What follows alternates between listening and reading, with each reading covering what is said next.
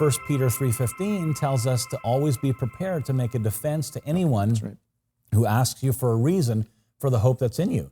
And 2 Corinthians 10:5 reads, "We destroy arguments and every lofty opinion raised against the knowledge of God and take every thought captive to obey Christ."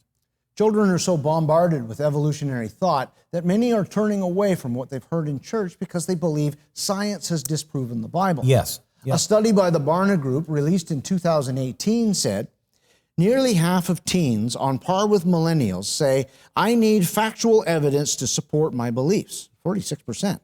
From the same study, 49% of church-going teens say the church seems to reject much of what science tells us about the world. As believers, our authority should be the Word of God. Yeah. But ignoring science altogether opens the door for atheists to present their case for evolution, which may sound reasonable to those who've never heard scientific support for biblical creation. Right. Just a little evidence for biblical creation can help people realize that the Bible is true and draw them closer to believing the gospel. Yeah.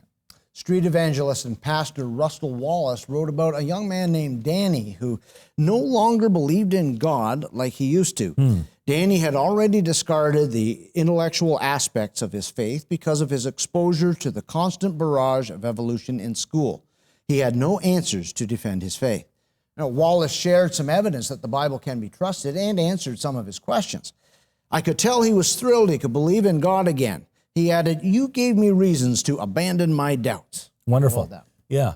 Sometimes we hear church leaders say, "But our congregation already believes in creation." Great. That's great. But what about the people that they know who don't? And is everyone in your church equipped to answer their questions? That's why CMI exists and why we do this show. Our mission is to support the effective proclamation of the gospel by providing credible answers that affirm the reliability of the Bible, in particular its Genesis history.